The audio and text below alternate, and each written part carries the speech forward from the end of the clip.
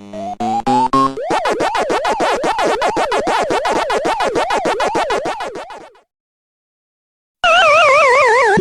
back, patreon.com/the Derrick Lamon Experience, your one-stop shop for your gaming news. This is the weekend gaming. This would be for Saturday, June 6th, 2026, and then Tuesday, June 9th, 2026. So happy birthday to Colby. By the time this releases for free on Patreon and to the free feeds, it'll be my brother's birthday. So happy birthday, bro. Also, by the time you hear this, Summer Game Fest and the Xbox Showcase / Gears of War E-Day Direct will have happened. Today, I'm going to talk about State of Play and a few other little things really quickly. There's also something else about this that will be covered in The Last Word with Derrick Lamon on Sunday afternoon and Tuesday morning. So if you're like, well, you didn't talk about Summer Game Fest, this is recorded. You didn't talk about Summer Game Fest, or you didn't talk about the Xbox show. That's because this is recorded before those take place. So just want to be very, very clear. Those will be covered. There will be a recap via Pause Menu Society. Our live reaction to the State of Play is available here on the Patreon, and I've also posted our recap here. We will do the same with the Xbox show and Summer Game Fest. So hold tight. The content is coming. We still don't have a date for a Nintendo Direct. As soon as that is reported, we will let you guys know what we're doing, and we will handle that just like we've handled everything else. So, want to take care of some small things before we get into the State of Play yesterday, because I'm recording this on Wednesday evening. So, really quickly, the person who swatted Ned Luke, the voice actor of Michael DeSantis in GTA 5, has been sentenced to 4 years in prison. United States versus defendants, they blacked that out. They've redacted some of this case number, docket number. Dear Ned Luke, the enclosed information is provided by the United States Department of Justice Victim Notification System, VNS. As a victim, witness professional, my role is to assist you with information and services during the prosecution of this case. I'm contacting you because you were identified by law enforcement as a victim of potential victim or potential victim during the investigation of the above criminal case. Such and such, they've redacted the name, was sentenced by the court. The court ordered the defendant to the following: incarceration of 4 years, followed by supervised release of 3 years, special assessment of $200. The defendant pleaded guilty pursuant to a plea agreement in which he waived, that is, gave up his rights to appeal. As a result, it is likely that there will be no further court proceedings involving this defendant. To the extent that there are any future developments in this case, we will inform you of them through the Victim Notification System, aka VNS. The fact that this is even a thing is absolutely ridiculous. This has got to stop. These parasocial relationships and attacking people because you don't like what happened in a video game or anything that is not your direct business is fucking crazy. Y'all got to stop this. So the actor,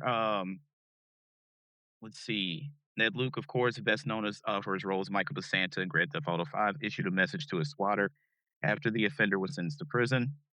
Ned Luke has turned his GTA 5 fame into a lucrative side hustle, often playing Rockstar titles, including GTA 5 on stream. The voice actor has been swatted several times, with armed police showing up to his door, such as one incident on Thanksgiving 2023. On fucking Thanksgiving 2023. On Thanksgiving of all days. You gotta be kidding me. Swatting refers to the act of someone filing a false report with law enforcement claiming there is some type of emergency at a streamer's address. The goal is to elicit a police response from the SWAT team to see the incident unfold on their target's live broadcast. Luke was spending an afternoon playing the GTA 5 with his community when he received a phone call shortly after he announced that he had to end the stream, saying he had been swatted. The person responsible was eventually caught, and on June 2nd, 2026, Luke issued a bold response to his tormentor. In a post on X, Luke responded to news that the person who swatted him had been sentenced to 4 years behind bars. Quote, won't be swatting anyone anytime soon, and they're coming for the ones he ratted out as well, he said in a very Michael DeSantis style. According to Nuke, more swatters will get charged down the line, hinting that the individual had given up names of other people involved too. See, this is why you can't do dirt with certain people. This is stupid shit. You shouldn't be doing this in the first place. But you do dirt with a bunch of motherfuckers and you think that they're going to hold it down, and he did not hold it down. So now he's going to prison for 4 years, and anybody else that was involved or he knows was swatting people, they're going to be prosecuted as well. Y'all have got to stop being fucking idiots. I would love to say I know your parents raised you better than this, but I don't know everybody's parents, so I cannot say that directly. But I will tell you this. This is just some of the dumbest shit I've ever heard. Um, you guys got to get your fucking lives together. Point blank, period. Just point blank fucking period. Don't do stupid shit like this. Like, who does this? These fucking people, that's who. Anyways, moving right along, this kind of hit me right in the feels yesterday. I was like, oh, this is actually kind of cool because this game is so much of the DNA of my childhood, and I actually still played it. I played all four of them. I love the fourth one because it came years and years after the original three, and when they showed it off, I was like, holy shit. So anyway, what I'm talking about is Streets of Rage. This comes from Variety.com. Sega Streets of Rage movie sets Sonic the Hedgehog writers Pat Casey and Josh Miller, Jaime Samuel to direct from Lionsgate. The film adaptation of Sega's iconic Streets of Rage video game is alive and well at Lionsgate and has found its new writers, Paramount Pictures Sonic the Hedgehog film franchise masterminds Pat Casey and Josh Miller. I want to say, if they were doing Mr. X as the boss of the film, it is such a shame that the late great Scott Hall is no longer with us. Cause I mean, Mr. X and the guy you fight on the beach, one of the bosses, they look like Scott Hall. Like I remember playing as a kid, we were like, "Holy shit, it looks like Razor Ramon." So rest in peace to Scott. Anyway, in addition to the Sonic duo, the Harder They Fall filmmaker Jaime Samuel has joined the project to direct. Casey and Miller board the Streets of Rage movie following the exit of Derek Coslin, who had written an earlier draft of the screenplay after Lionsgate first acquired the rights in 2022, alongside Sonic the Hedgehog movies and Amazon's Life is Strange TV series producer Story Kitchen, formerly DJ2 Entertainment. Excuse me. Plot details are being kept under wraps with the Streets of Rage film adaptation is described as leaning heavily into the cult classic game known for its iconic characters, acclaimed electronic soundtracks, and beat 'em up action. Believed for its beat 'em up gameplay and influential music selection, Streets of Rage was one of the most popular video game series of the 1990s and has remained a top selling title over the decades. Franchise launched the fourth game in 2020, which is absolutely fucking phenomenal, which sold more than 2.5 million copies within its first year, reaching 20th on the US download chart and 14th on the UK sales chart. Now, along with Sega and Paramount Pictures, Sonic the Hedgehog film trilogy, which has grossed more than 1 billion worldwide to date, Casey and Miller are best known for the Universal franchise Violent Night, starring David Harbour, and are currently writing the horror comedy featuring Dead Drunk for producer Graham King's GK Films. Samuel wrote and directed and produced the BAFTA winner The Harder They Fall and wrote and directed The Book of Clarence. Quote, we and our partners at Sega know that Streets of Rage demanded a bold filmmaker, Lionsgate film chief Aaron Westerman said. Jaime Samuel's visceral and explosive style, not to mention his signature use of unforgettable music, is perfect for audiences both familiar with and new to the series. We are so excited for how he will bring this his own memorable take to this beloved video game IP. The Streets of Rage movie will be produced by Sega's Toru Nakahara, Story Kitchen's Dimitri M. Johnson, Michael Lawrence Goldberg, and Timothy I. Stevenson, and escape artists Todd Black, Jason Blumenthal, and Tony Shaw, and Kolstad. Casey and Miller are executive producing. Elena Sandoval is an EP for Story Kitchen. James Myers and Pevin Kaladindi, will oversee project for Lionsgate. Shuji Utsumi and Nakahara are overseeing for Sega. So there's a lot of cooks in the kitchen on this one. This, I'm not gonna lie, that kind of worries me. That's a lot of people producing on one film. We tend to have probably about 5 producers on our films, but we all work on everything together. We're not all coming from separate entities. We know how each other works. We know what the other person is thinking. We can like we've gotten so good, and we just wrapped principal photography on our fourth full length feature film that we can communicate with each other with our eyes or just like a head nod or something like that. That's so this is a lot of different people representing a lot of different organizations. So this kind of, I'm not gonna lie, this worries me. Samuel's rep by CAA and Johnson, Shapiro, Sluitt, and Cole. Casey and Miller are rep by CAA, Gotham Group, and Vanderklut Law. Story Kitchen is rep by WME and Pryor Cashman. The deal was negotiated by Phil Strina for Lionsgate. So there was an early draft of the script, and that director is no longer there. So I don't know how long it'll be before we actually see this film, but I'm actually looking forward to it. I'm not gonna lie. We shall see. Um, don't want to get into that stuff yet. Um, we'll go here. This was very interesting, and I wonder if this is going to open up a path for another game to come to PC. But anyway, this comes from insidergaming.com. We've seen the stuff come out about college football 24. As I'm recording this, I'm reminded that there is a college football 24, 27. I'm sorry, because we're only 3 years removed from the very first game coming back after a 10-year hiatus. So that's stuck in my head. But June 4th, there will be a bit of a deep dive on college football 27. So that will be available here on the Patreon and on my YouTube channel. So if you guys are interested, go ahead and check that out. Where were we? Anyways, for the first time, an EA Sports college football game is coming to PC ahead of an official announcement from Electronic Arts. Insider Gaming can confirm the rumors of the game's release on platform. EA has yet to confirm it's coming, though it did seemingly let the cat out of the bag when it mentioned EA Play Pro in a recent press release. As you may or may not know, EA Play Pro is only available on PC, so that's confirmation. Release on PC has been in the works at EA since development on the college football series began development earlier this decade. Sources close to the game's development say that it was a priority as the PC player base continues to grow. And also, that's where a lot of people played this game when we got college football, the guys who kept it alive, who kept college football 14 alive. Um, I cannot think of the name right now, but I played a lot of that on my PC until the console version came out. Anyway, sources close to the game's development say there was a priority as the PC player base continues to grow, as far as why they waited until the third game of the revival to bring it to the platform. I was told that was a big reason, that a big reason was security for players in the game. EA Sports College Football features real college athletes who are licensed via the Collegiate Licensing Company, CLC. This agreement ensures that players are accurately represented and compensated for their participation. It's also resulted in limited customization in the game as it pertains to players. With the game releasing on PC, there's the elephant in the room regarding mods. And that's where they're like, what does that mean? Security, what are you talking about? I have seen, my daughter used to love this video when she was younger. And maybe for a second, I didn't really think about it as I'm older. I'm like, she probably shouldn't have been watching that. So somebody made a Mario GTA 5 mod where they put Mario in the game and he was just running around Los Santos doing crazy shit. And my daughter used to laugh her ass off at this video. That's what they're talking about when they talk about mods. A game like Stellar Blade, people were like, "Yeah, the console version is kind of lame. I'm gonna fix this by playing it on PC," and they made the girl's ass bigger and her tits bigger, stuff like that. That's the stuff that people are concerned with when you talk about mods. Anyway, talented individuals and teams will take these games and update them in a way that adds improved presentation, equipment, and more. That can include current players, even modifications of the game to include real players that aren't on the game's roster.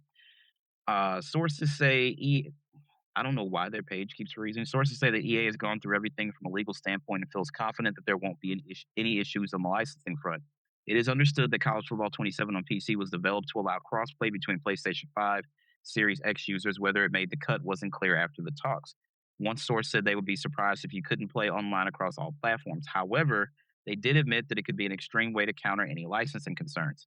The full reveal of EA Sports College Football 27, including the expected announcement of the game coming to PC, will take place on Thursday, June 4th, 8 p.m. Eastern Standard Time. Insider Gaming will have full coverage of everything announced.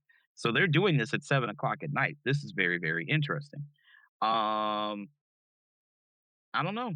The fact that they're doing it at night, this kind of makes me wonder what they have in store. I don't know. So you have EA Sports FC, which was formerly FIFA, but then like the license for the name, they couldn't work out an agreement or something like that. You have Madden on PC. You now have college football coming to PC. They haven't brought back NBA Live, so we're not worried about that. If you are a fan of EA NHL, I know a lot of times I still see in Reddit threads, why is this game not on PC? So this begs the question, will they bring EA Sports NHL to PC after this? Is the NHL worried about mods? Like, how does this go? So this is very, very interesting. I tell you what, if it came to PC, I'm to the left of me. I have 3 TVs in my recording space. Don't ask why. Consoles, PC galore. So the NBA Finals, they're warming up on the floor right now. Game one of the NBA Finals is about to start. One reason I would like to see NHL on PC. So the NBA did the right thing by adding the Finals logo and Larry O'Brien trophy back to the court for the NBA Finals. It's absolute pageantry. If it's the World Series, we see the logo along the first and third base lines. If it's the Super Bowl, we have the NFL shield at midfield, and then on the 35-yard line on either side, you have the Super Bowl logo itself. Um, what else do we have? For college football bowl games, you have the logos and things like this, and the college football championship. The NHL kicked off the Stanley Cup last night, and you wouldn't know it was the Stanley Cup versus a regular season game in fucking March. There's not a single Stanley Cup logo anywhere on the ice in Carolina. I'm going to go ahead and say there won't be any on the ice when they go to Vegas either. This is me probably getting off topic, but that's just terrible. Like, where's your pageantry? Where's your sense of history and how much you say talk about the Stanley Cup being the best trophy in sports, yet it's not represented anywhere on the ice. That just feels weird to me. Anyway, neither here nor there. Let's keep talking about this again, though. Um, if EA Sports was to bring NHL to PC, I think that somebody would mod that stuff in. I think that somebody would mod in Stanley Cup playoff logos and all that stuff. It's just very strange that the logo is nowhere on the ice. Just saying. But anyway, um, this is more people able to play the game. Um, I see nothing wrong with this. More people in crossplay, more people in online lobbies, more online dynasty and stuff like that. Year one, we had a really good dynasty going.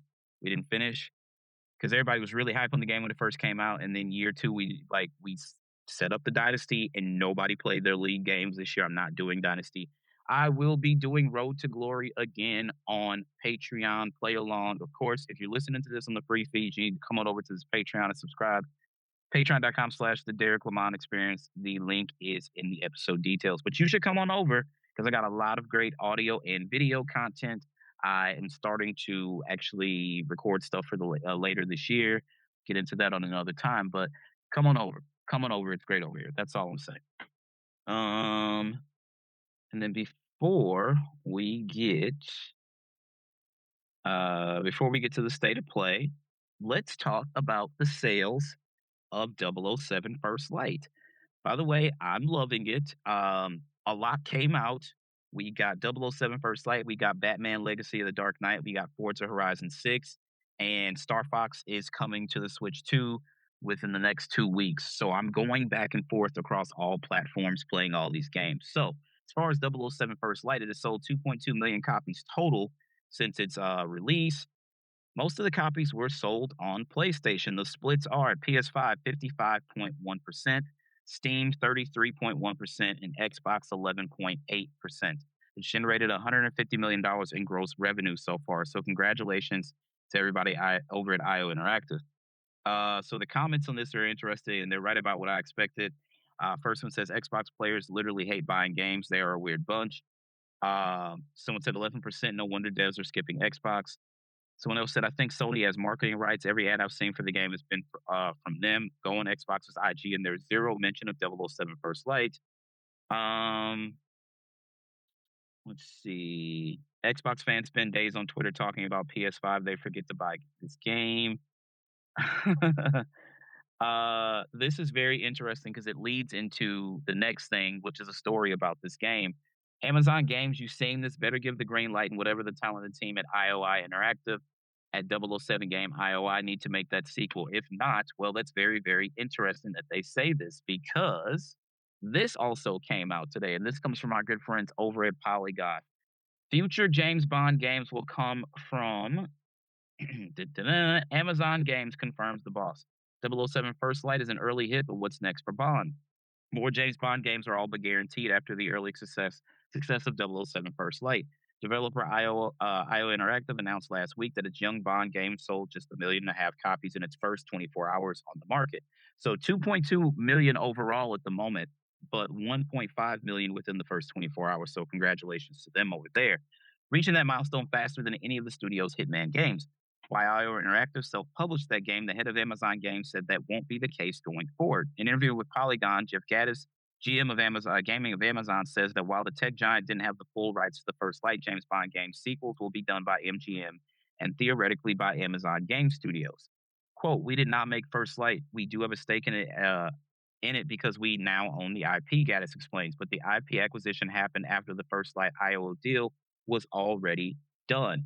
So yes, IO Interactive had excuse me, had made the deal to develop this game before Jeff Bezos and Amazon acquired the rights to the James Bond franchise. Now, as far as the films, they are going to be produced and distributed by Amazon MGM or MGM slash Amazon. The Broccolis or broccoli, however you pronounce it, they actually still will have production credit on the film. I don't know if Ian Fleming's family is involved at all, which kind of on the outs with that guy right now. I know Ian Fleming was gone well before I was born. I just started rereading. I've never read them, so I read Casino Royale when the film came out. So I read Casino Royale again, and I'm reading Live and Let Die, and I'm just about done with that. And Hard R was in the book. That's all I'm saying. Hard R describing Harlem, I think it is. Bond comes to the US and has to go to New York, and they called it, Hard R Heaven. So I'm just like, oh, so Ian Fleming was a bit of a racist. Cool, gotcha.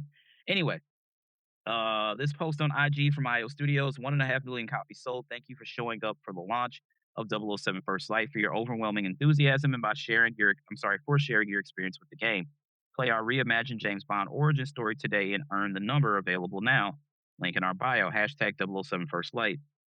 That's all part of Amazon's strategy to fully capitalize on the intellectual property it owns and the broad reach of the company's entertainment businesses.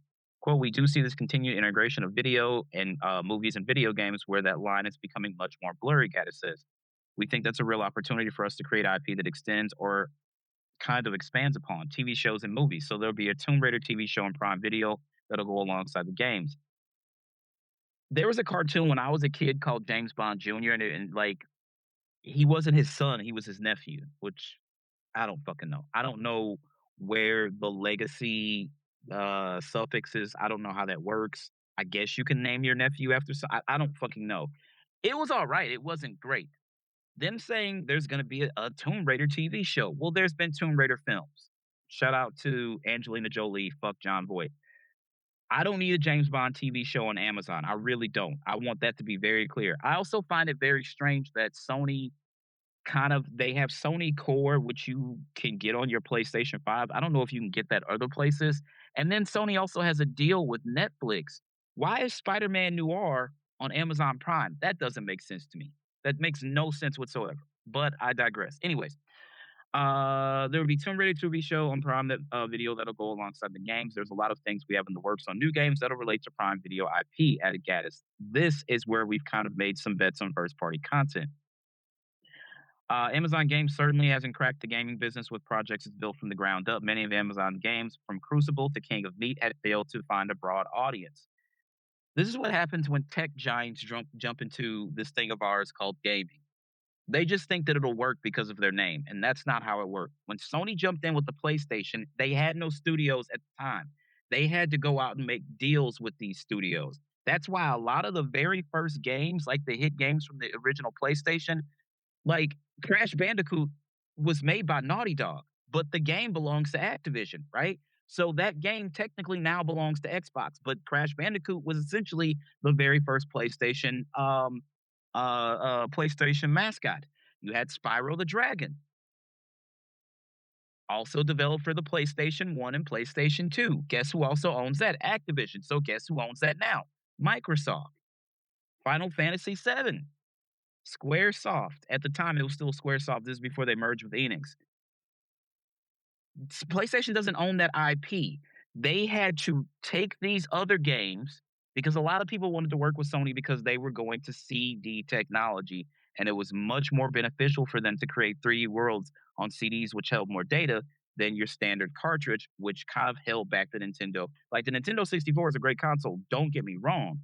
But Nintendo and Squaresoft probably never fall out if Nintendo opts for CDs instead of cartridges. That's the primary reason Squaresoft moved development of Final Fantasy VII over to the PlayStation. And as I've said many times on the show, that is how I got into the PlayStation ecosystem. Amazon just thinks they can come in and throw their dick on the table because they're Amazon. It don't work like that, buddy. I don't know anybody that uses Amazon Luna to play video games. Google Stadia failed within like 3 fucking years. That should tell you, again, these tech giants have no business in there.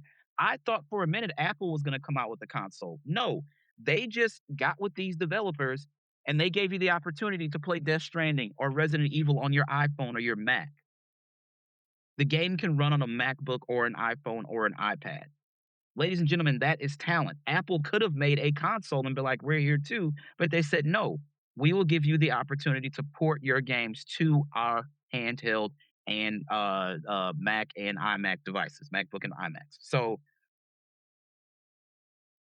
I just think that Amazon just thinks that they were going to jump in and do like do game, crazy numbers because they're fucking Amazon. But buddy, nobody's using Amazon Luna. I fucking promise you. Nobody I know is playing anything on Amazon Luna. Nobody. So just pack it the fuck up already. Anyway, um, it may have been better luck with massive legacy properties it owns or publishers. I'm sorry, it may have better luck with massive legacy properties it owns or publishes, like James Bond and Tomb Raider. If it can keep IO Interactive involved, Amazon might finally find a foothold in the AAA game space. The ending of 007 First Light certainly leaves ample room for a sequel. Thank God there's no spoilers because I haven't finished it yet. Whether the young James Bond game will ultimately do massive numbers that please Jeff Bezos is another matter altogether. But Amazon seems willing to invest first and worry about making money on its big entertainment bets later. I'm going to go out on the ledge and tell you Jeff Bezos has no idea what's going on with Amazon game. There's just no fucking way. This guy started Amazon to sell books out of his garage years ago. Nobody would bet on the guy, and look at where Amazon is now. Cool. Jeff Bezos does not know what the fuck is going on over at Amazon Gaming. He simply does not. Bill Gates barely knew what was going on in the Xbox division. They essentially just put DirectX in a box and made it a console. And when they showed the prototype to I just said his fucking name and now I can't think of it. It doesn't fucking matter. When they showed it to him, he was like, "What the hell is this and why are you showing it to me?" Bill Gates, that's his fucking name. They had to convince him to greenlight the Xbox project. If you remember the very first, like the prototype of the Xbox, it was an actual X. Somebody has it. It's on there's that the 20-year docuseries on the Xbox YouTube channel. Somebody actually still has it. And there were a couple of them, and I think one of them ended up on eBay, if I'm not mistaken. But neither here nor there. But anyway, congratulations, IO Interactive. If I'm Amazon, I strike a deal to continue to let them develop this game. They don't need to get their own hands on it. They need to just go with it the way it is. It just doesn't make any sense. Why would you change something? Um, but again, that's just there. Don't ask me. You know what I'm saying? Um, so we're gonna hit the state of play stuff really quickly. So first of all, congratulations to Sony. While I have my issues, and it's not with what we saw, it's what we didn't see, and I'll get to that in a segment. Anyway, this comes from PushSquare.com. The latest PS5 state of play already most watched ever, on track to overtake PS showcases, which is crazy. Quote, I was miffed by our poll results last week when only 36% of you said that you thought yesterday's state of play would be the most watched ever. I was so confident in this episode breaking the record, I would have put money on it. In fact, I wish I had now. June 2026 installment blew past the previous record holder's view in under 12 hours, and at the time of writing has amassed 4.2 million views, which means it'll overtake 2021's PS Showcase imminently and will probably end up above 2023's PS Showcase as well. I don't remember the 23 showcase. I'll have to look that one up. 21 is where um, Insomniac did the Wolverine teaser. They did the Spider-Man 2 teaser. We got the Knights of the Old Republic teaser, which probably is not going to happen. Gran Turismo 7, God of War Ragnarok, all of this happened at that showcase. That is probably one of the most legendary showcases in PlayStation history. And that's the first time I looked up and said, Insomniac is collectively carrying PlayStation on its back, and that's been the same since then. Insomniac has, just for you guys, I'm going to recap for you, on the PlayStation 5. Now, one of these games was cross-generational, but it is what it is. So on the PlayStation 5, and remember, it came out in November 12th of 2020. Insomniac has done Spider-Man Miles Morales. They did Spider-Man 2018 Remastered. They did Ratchet and Clank Rift Apart. They did Spider-Man 2, and they will do Wolverine this September. So if you take away the Spider-Man 2018 Remaster, fine. That's still 4 games in 6 years on one console. You know who else did that? Remember, there's a studio. They're kind of big at PlayStation. I don't know if they still do games or anything, but Naughty Dog.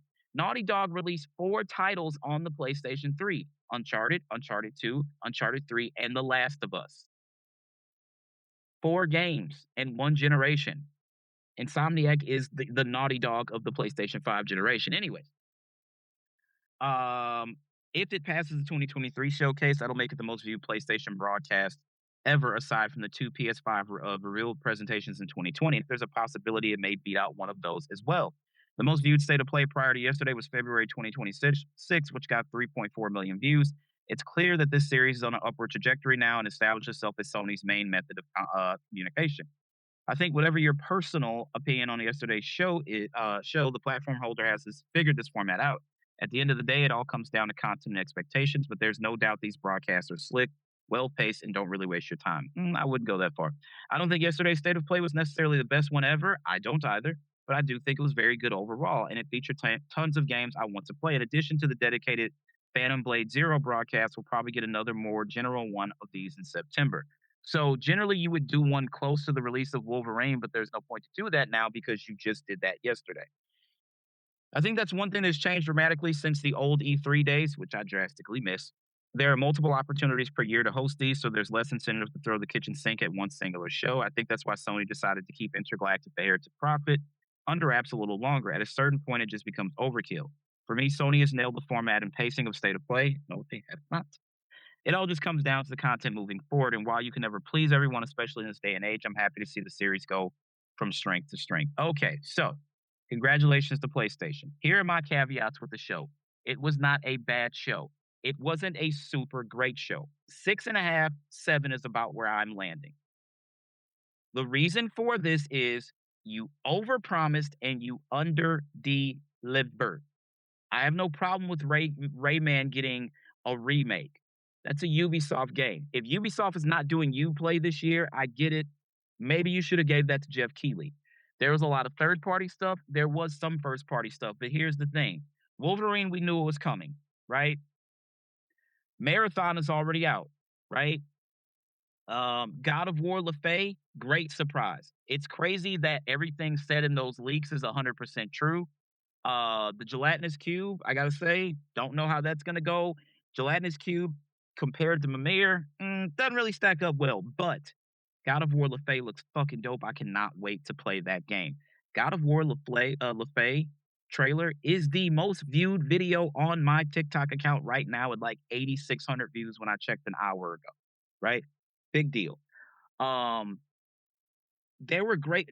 Until Dawn sequel looks fucking fantastic. Did we need 20 minutes of God of War LaFay? Probably not. Did we need them to dedicate like 3-4 minutes to PlayStation Plus? Probably fucking not. So there was great stuff in the show. The problem I have is the first party stuff that you showed us, other than God of War LaFay. And so out of 4 first party games, 2 of them, we knew Wolverine was coming. We figured we'd get a dedicated Wolverine State of Play probably in August or something like that, but that's not the case. So we got it here. Marathon is already out. So Until Dawn sequel, great. God of War LaFay, fucking great. So essentially, you showed 4 first party games. Take one of those off because Marathon is already out. There's another way you could have announced season 2 of Marathon. Just saying.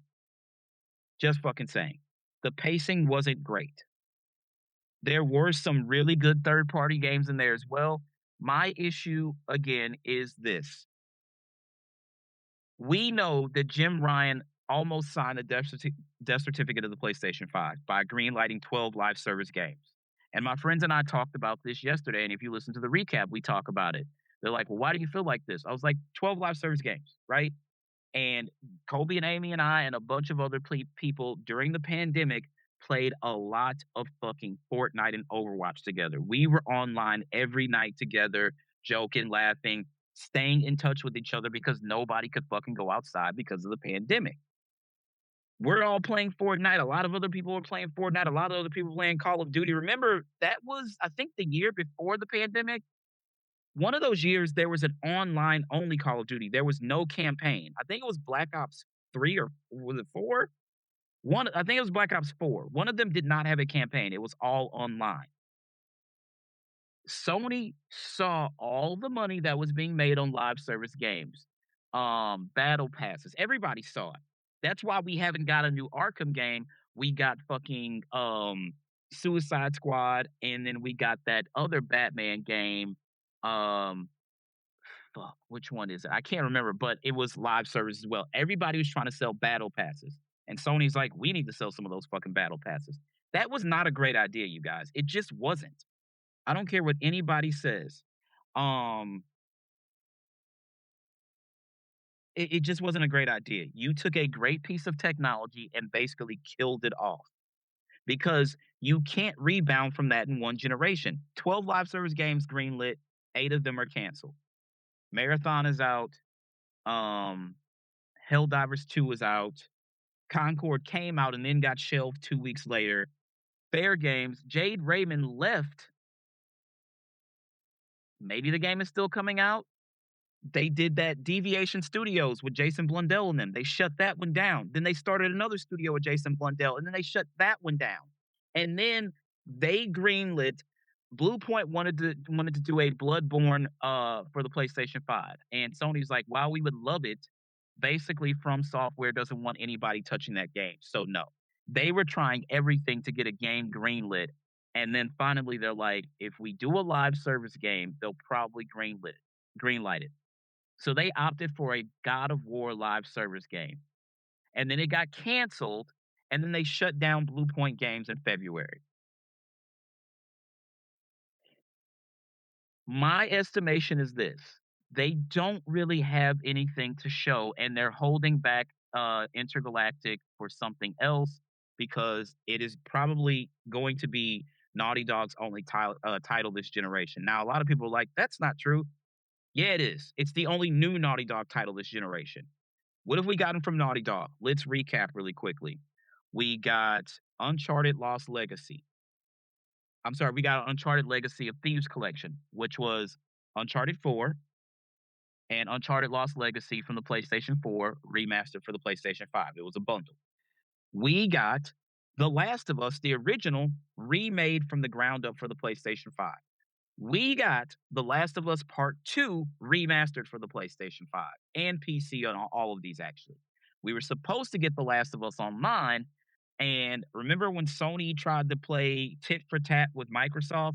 Microsoft acquires Bethesda ZeniMax. Okay, cool.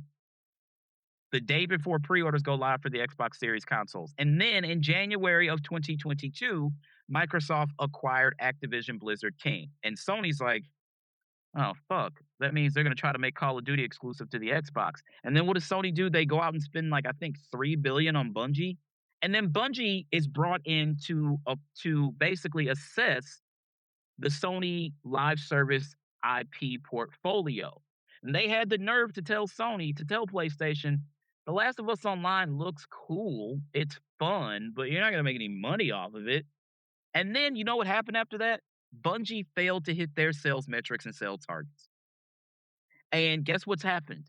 Destiny 3 is not being greenlit. And then we found out that they plagiarized a bunch of the artwork in fucking Marathon. And we found out that with the acquisition, the president of Bungie spent a bunch of the money on fucking supercars for his car collection. But Bungie's the best thing in the world, right? Get the fuck out of here.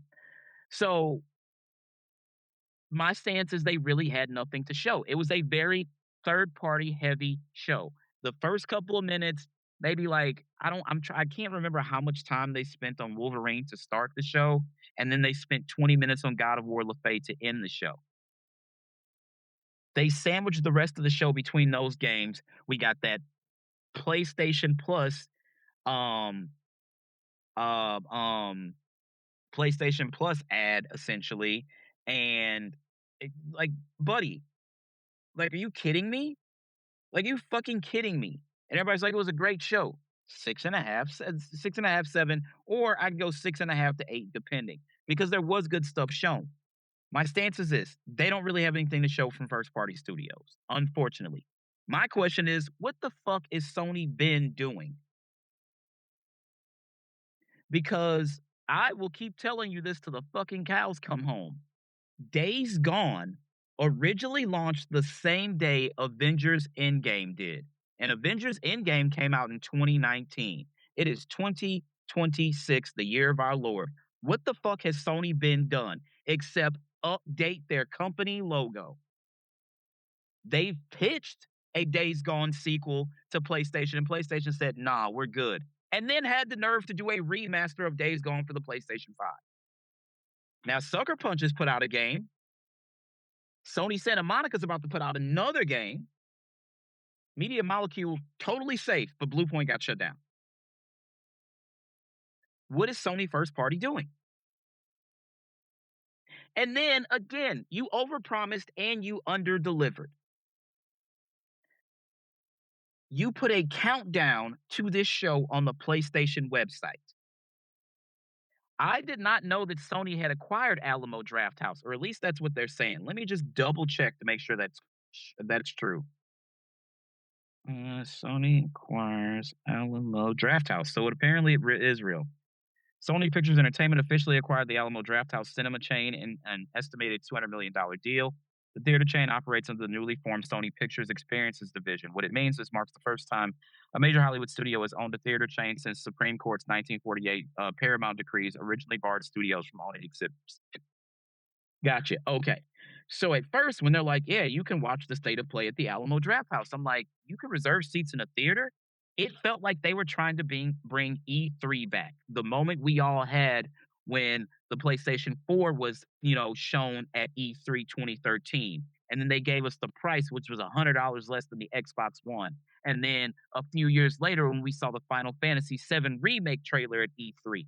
And then when we saw the God of War reboot trailer at E3 and Uncharted 4, A Thief's End, and Uncharted Lost Legacy, and the Resident Evil 2 remake trailer. It felt like Sony was going back to the days where when all the shows were finished and everybody did their recap shows and podcasts, well, who won E3? Clearly Sony won. That's where it felt like we were heading. I did not know that they had acquired Alamo Draft House. So this was just something to fatten, which they didn't make any money off of it because unless you bought concessions, because you could reserve those spots in the theater for free. There were no tickets. It was free as far as I know.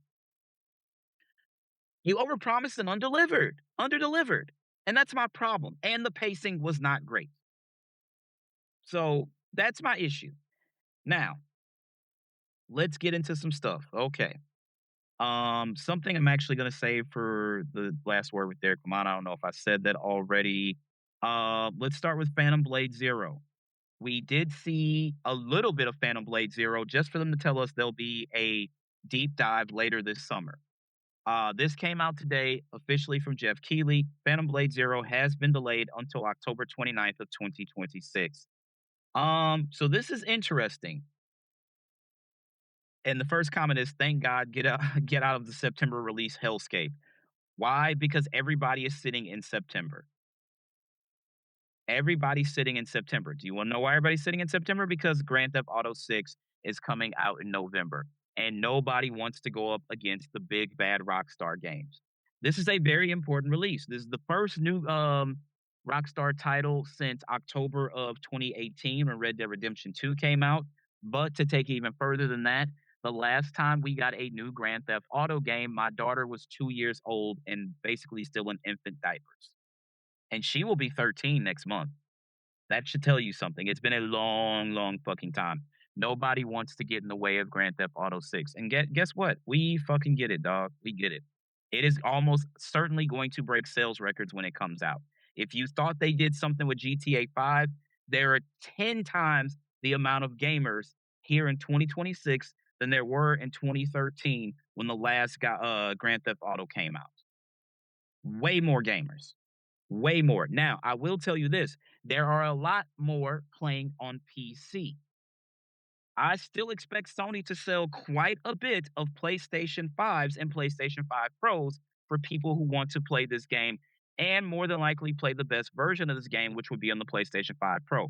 Now, the Pro, I don't think they're going to sell too many because that console is now up to $900 because of the tariffs and everybody wanting to use ChatGPT and Google Gemini and Copilot. Guess what? Those AI data centers run on RAM. The same RAMs that's in our phone and our gaming consoles and our PCs and our tablets and things like that. All that runs off RAM. And the same RAM that they use in our cars because we have Apple Play in our cars. We've got fully digital dashboards. You idiots want to chat GPT everything instead of fucking doing a modicum of research. And now you're like, well, why are consoles so expensive? How is this happening? Because you guys can't fucking think for yourself and you use chat GPT for everything. But I'm not going to get on my soapbox tonight. That's not what we're here for at all. Okay. Anyway, so everybody's getting the fuck out of the way of GTA 6. That's where we are. Control Resident. We saw some more of that yesterday. And then this news came out today. This comes from our good friends over at IGN.com. Let me breathe because there's going to be a lot of Xbox centric people in my comments and stuff. But here we go. Control Resident has a 2-day early access through Digital Deluxe Edition only on the PlayStation 5. Control Resident will have a 2-day PS5 exclusive early access, leading to frustration from some fans. Yesterday, Remedy Entertainment announced that Control Resident, the sequel to one of the studio's most beloved games, will release on September 24th. This should have been a moment of celebration, but unfortunately has since been overshadowed with the news that Control Resident will get 48-hour early access through the game's Digital Deluxe Edition, but this is only applicable to PlayStation 5 users. There will be no early access on Xbox or PC, as it appears the 48 hours of early access is tied to PlayStation's marketing agreement for the game. Now, start all the comments. Sony money had the game by 2 fucking days. Shut up. It's 2 fucking days. 2 days. Some fans have stated they won't be pre-ordering the game or will wait to buy it when it's on sale. They don't want to support these kind of practices. Quote, great, now I know it's September game to skip until holiday sales, said one fan in response to the news. These are the same people who are begging Asha Sharma and the Xbox board and the Microsoft board of directors to make games exclusive to Xbox again. You guys, to quote the great Marlo Stanfield from The Wire, you want it one way and it's the other way. You want it one way and it's the other way. I ain't much for the meetings anyway. And guess what? The price of the brick is going up. Platform exclusive content is one thing, said another fan. Platform exclusive early access while selling the same deluxe edition on every platform is another. My money will be going elsewhere. I told you this was coming. Early access in games has been a divisive topic for a while now, as it's technically a way for publishers to charge more for the game's actual release date. After all, is it really early if you can pay to play it at the same time as everyone else? It's an easy way to cash in on FOMO, but now it seems to be crossing a line into platform exclusivity. Control Resident is also releasing on the same day as Silent Hill Townfall, creating a competition between the two titles. In response to Control's early access, one fan stated they'd be skipping in favor of Silent Hill. Quote, shame. Silent Hill Townfall suddenly looks like a much nicer purchase on September 24th, the person said. Now, September is already a very crowded month for game releases, as it appears that major titles are considering that a sort of cutoff before GTA 6 begins its domination. Call of Duty Modern Warfare 4 will release in October, but that is the standard for the franchise, and it's arguably one of the only games that can release in close proximity to GTA 6 without taking too much damage. With that said, players are likely going to be pretty selective with their money come September, so publishers are going to have to fight hard to win players over. Recently, Remedy's new CEO, John Charles Goshdon, stated that Alan Wake 2 and Control should have sold better and is actively looking for ways to expand the audience for those franchises. Whether or not a controversial move like platform exclusive early access can help with that remains to be seen. I knew that this was going to happen. The minute I saw this, I was like, oh, they are going to be in shambles about this one, buddy. I get it. It is a bitch. If I'm paying the same 80, I would assume the digital deluxe version is $80. I tell you what. Let's just check the PlayStation Store.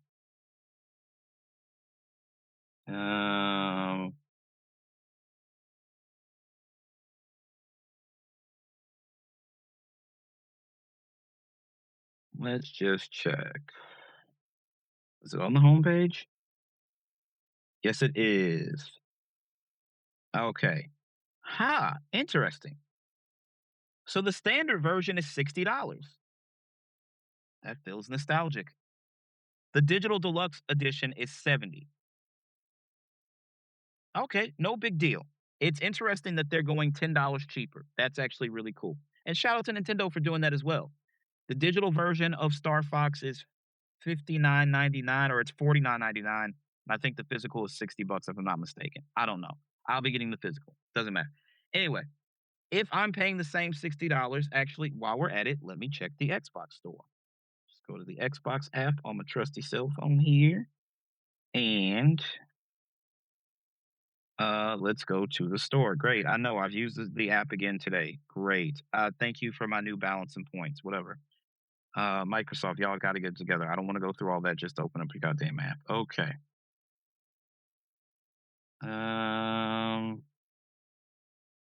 let's see.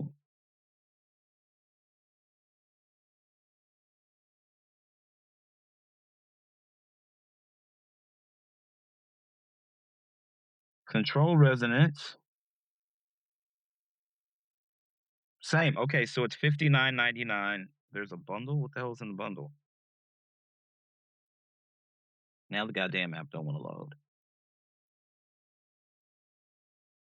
I would assume this is the standard version, and then I'm guessing the other version is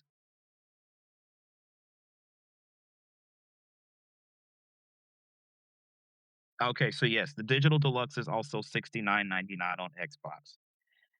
Um, So if I'm paying the $70 on Xbox and I would assume it's the same on Steam, I guess I could check the Steam app. Fuck it, I will do it just because people are like, "Your platform." Like, I'm platform agnostic, you guys. I don't care. I just don't give a flying fuck. There's some things that I'm always going to play on PlayStation, some things I'm always going to play on Xbox. So on Steam, $59.99 for the standard version. I'm not putting in my birthday just to do all that shit. So I'd assume the digital deluxe is the same there. Okay, so do these people have a right to be upset? Yeah, probably. If I'm paying the same price as they're paying on their platform, yet they get to play the games 2 days before I do, then yeah, they do have a reason to be upset. However, it's 48 fucking hours. Stop crying. That is all y'all fucking do. Cry like some little whiny bitches. Jesus Christ. The chances, I'm going to tell you this. I bought Legacy of the Dark Knight, probably played through like the first 5 minutes and then put my PlayStation 5 in rest mode and went to bed. I bought First Light and didn't touch it for 2 days. I did play Forza Horizon 6 day fucking one once it finished installing to my Series X. Actually, I played it on the Series S first, and then I was installed on the Series S. I played while I was installing on my Series X. Again, neither here nor fucking there. That ain't the point. Y'all are crying about a lot of bullshit. A lot of fucking bullshit, and I need y'all to stop. I get it. Yes, it fucking sucks. But it's 48 hours, bud. It's 48 fucking hours. So something else, well, actually, we'll get to that in a second. And let's go to this. So, Marvel's Wolverine. Very fucking excited about it. And I know the people who claim to be comic book fans are excited as well. Wolverine, Wolverine, Wolverine. I think I need people to understand something. Just because you watch the movies and you watch the X-Men cartoon, I'm not going to say you're not a true fan of the comic, but like Wolverine's the best. Wolverine, Wolverine, Wolverine. Why haven't we gotten great X-Men movies? Well, no shade to Hugh Jackman, but he's been playing Wolverine since I graduated from high school. The first Xbox film came out probably within like 2 weeks of me graduating from high school. And guess what? As of Monday, I've been graduated from Jennings Senior High School in St. Louis, Missouri for 26 fucking years. That's a long time. Now, there hasn't been, well, Deadpool and Wolverine just came out like 2 years ago. So he's been playing that role for 24 years at least. Wolverine is not the only fucking member of the X-Men. In fact, he was one of the last principal members to join the X-Men. Cyclops is the leader. Stop shitting on Cyclops. Now, back to this Wolverine situation. Anyway, this comes from our friends over at Insider Gaming. Marvel's Wolverine includes an option to turn off the gore. This reminds me of the blood code in Mortal Kombat when it released on the Sega Genesis, and then when it released on the Super Nintendo, code or not, you didn't get blood. Nintendo censored it. So if you punch somebody in Mortal Kombat on Super Nintendo, on the first one, sweat flew off their head. Now with the second one, because Nintendo got their lunch eaten on sales, they're like, we got to put the fucking blood in on the second one. Anyway, we're into the final stretch in the wait for Insomniac Games' latest expansion of their comic book universe with the launch of Marvel's Wolverine. And additional details have been revealed confirming that gore can be turned off. Guess who won't be turning it off? This fucking guy.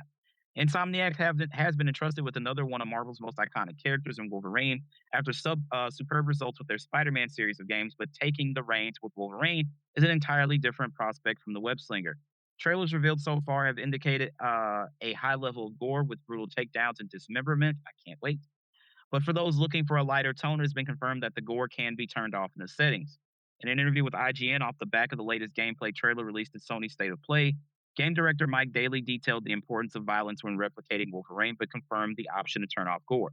Quote, when you look at the aspects of the character and all the stories he's been in through in his history, it was clear that violence was a key part of that, Daly explained. Now, all of that being said, we know that it's not for everyone, and because we knew this was going to be a big part of the game from the beginning, we also implemented an accessibility feature to turn off the gore. Again, Insider Gaming's website is being fucking stupid. It's clearly integrated into the game in a lot of different ways, and so it's a nuanced feature that is very selective about what we show, what we censor, turning off blood and things like that just to make it more palatable to people who don't really want to have that part of the experience. Now, it's been known for a while that Marvel's Wolverine features a higher age rating than the Spider-Man titles, with an M rating by the ESRB and an 18 plus rating by by PEGI. PEGI is the European board that rates games, compared to the T rating by the ESRB and PEGI 16 rating for Spider-Man 2.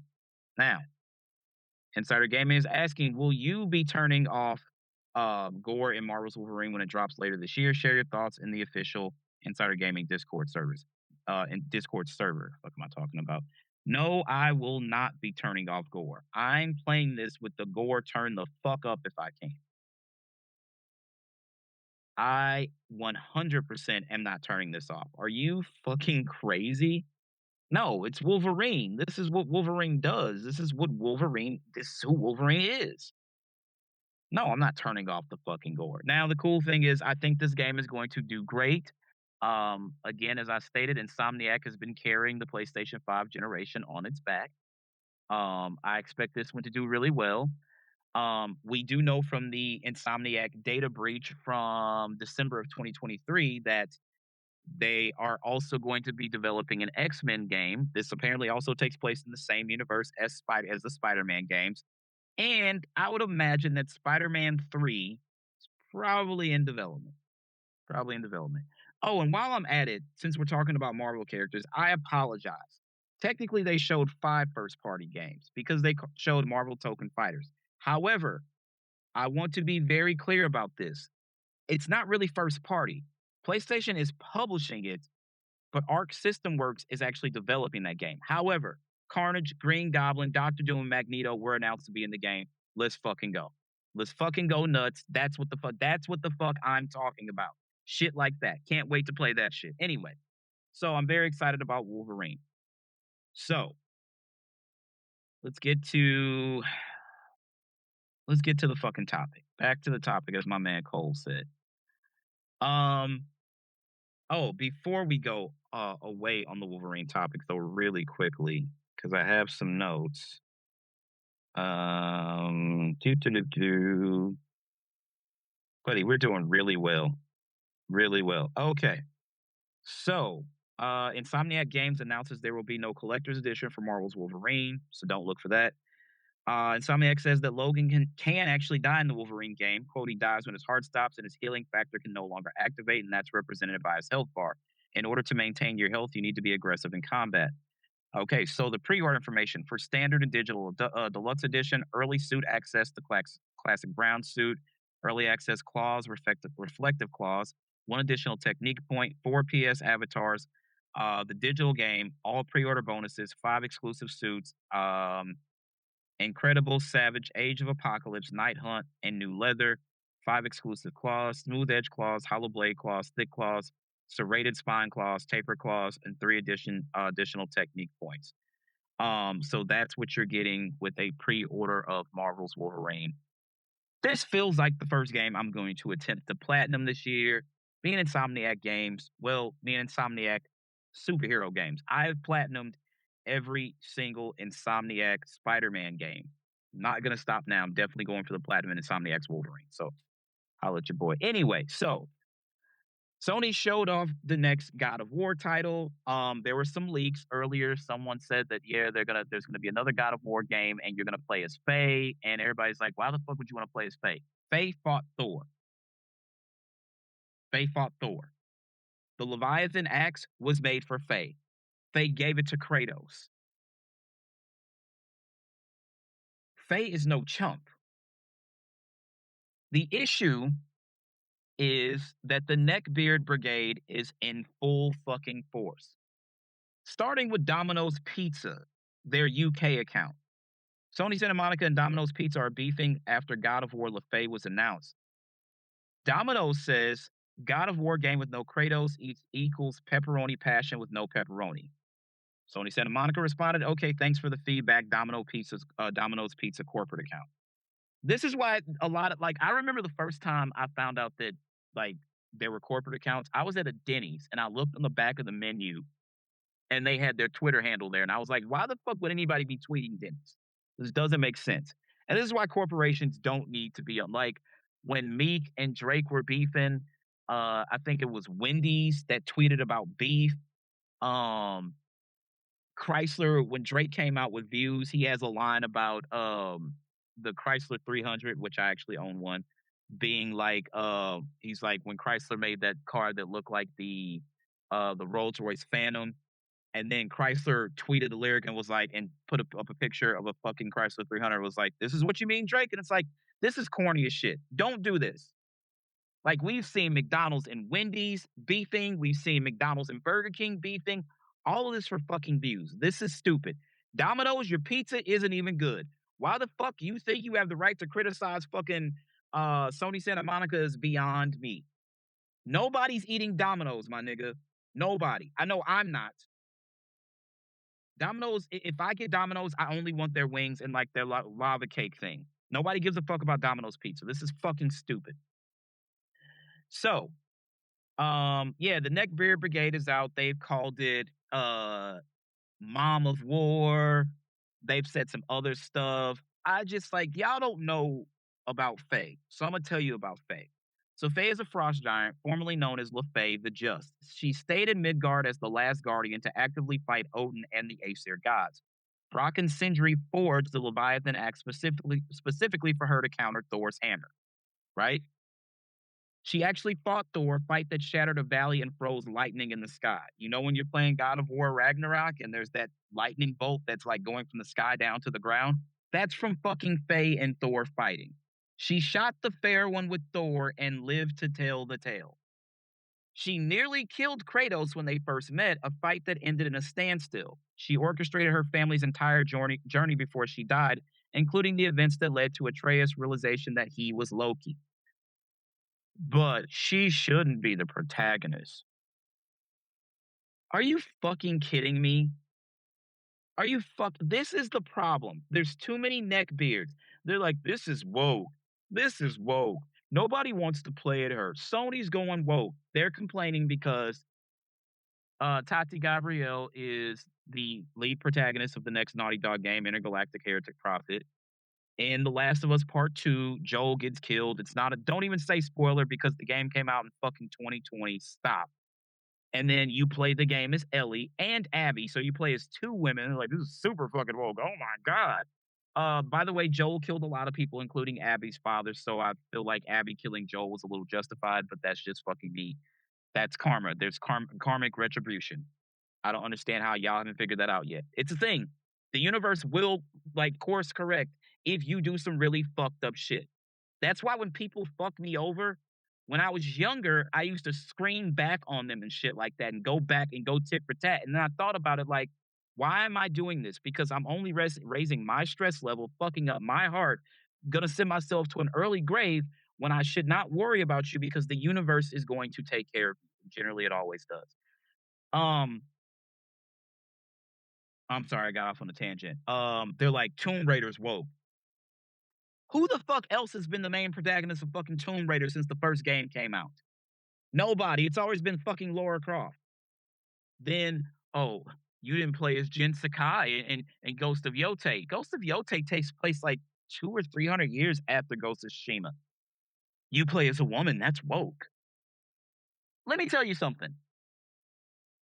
To all you guys out there who don't believe that women are powerful, go try Brock Lesnar's daughter, see what the fuck happens to you. For you niggas that think you can really ball, I used to hoop. I was on junior varsity. Go play Aja Wilson and see what happens. I'm not a huge Caitlin Clark fan, but go see if she don't give you the dubs. Go see if Kelsey Plum don't give you buckets. And for the ladies out there that follow these fucking idiots, stop opening your thighs to men who act like this. This is fucking ridiculous. I don't, first of all, also, white men, I'm speaking specifically to you. You cannot co opt a word. It doesn't work like that. That is not what the fuck woke means. Every time black people come up with some shit, you motherfuckers steal it. But you stole the whole fucking continent, so what do I know? Like, what are we doing here? And now they're sitting here fucking crying and crying, fucking crying. Why is she a woman? Shut the fuck up. So, anyway, my guy Jason Schreier had some tweets yesterday, and everybody's like, well, why didn't they give us a release window for God of War LaFay? This is from our friends over at Gaming Bible. God of War fans finally got to see what Sony Santa Monica has been cooking up earlier this week. God of War LaFay will be the latest game in the series canon, swapping out the series protagonist Kratos for his wife LaFay, whose death before God of War 2018 set the game's events into motion. Played by True Blood's Deborah Ann Woll, the game depicts LaFay's journeys through every win, the afterlife of gods for every mythology. Okay. Debuting with 20 minutes of gameplay during the PlayStation State of Play, fans had a chance to see some of the early story, exploration, and combat that will be present in God of War LaFay. Although a release date has not been confirmed by Sony or Santa Monica Studio yet, a new report has suggested that the release might be much sooner than expected. As Bloomberg's Jason the Bible Schreier suggested on his Blue Sky profile. Quote, God of War LaFay will likely release sooner than 2028, which is good. FWIW, I wouldn't read too much into God of War LaFay not getting a release date or window. In contrast to a lot of other big announcements, this one isn't years away, Schreier posted. In a reply, someone asking if it was coming out in 2028, he said definitely not. I wouldn't read too much into God of War and blah, blah, blah, blah. Anyway, it could more than likely be a 2027 release. This places it either at 2026 or 2027. So it's not going to be 26 because if it was, we would know that. You have to understand Wolverine's coming in September. Sony doesn't really have another big title coming before then. And then, as we stated, everybody's getting the fuck out of GTA 6's way. Marketing has not started for Grand Theft Auto 6, but I'm not a betting man, but I will bet you dollars to fucking donuts that Sony will have the marketing rights and you will see GTA 6 and then you'll see Play Has No Limits in the PlayStation 5 as the trailer ends. They had the fucking marketing rights for Red Dead Redemption 2. I don't remember if they had the marketing rights for GTA 5. I wasn't in games media at that time. I was about 4 years away from starting this career in games media, so I can't tell you. But they definitely had the marketing rights for Red Dead Redemption 2. That because they had that fucking Red Dead 2 PlayStation Pro bundle, and I know a lot of people that got their PS4 Pro when when Red Dead Redemption 2 came out. Considering Sony already has Marvel's Wolverine locked in for September next year is looking more likely. I would not be surprised if we got God of War LaFay spring of 27 and then we got Intergalactic the Heretic Prophet in the fall of 27. That's my calendar. I could be wrong. This does call into question the whereabouts of Intergalactic the Heretic Prophet. Look at that. Prophetic I am. The game was originally announced at the Game Awards 2024. Rumors pointed to a possible 2027 release for the game. However, with Naughty Dog's next game being a no-show at last night's State of Play, it seems that Intergalactic might actually be a 2028 release, leaving the window open for God of War LaFay to arrive next year. If we were to guess, a late 2027 release is most likely putting a whole year after GTA 6 and filling out Sony's back half of the year.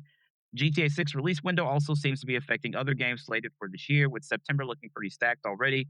Silent Hill Townfall, Control Resident, and Onimusha Way of the Sword will all be coming out at the end of September, along with many other games.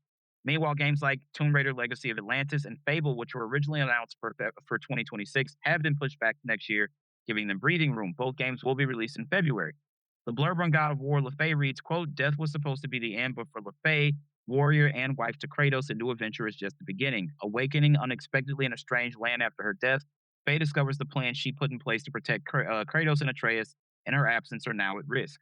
This takes place during the same time that God of War 2018 and Ragnarok do.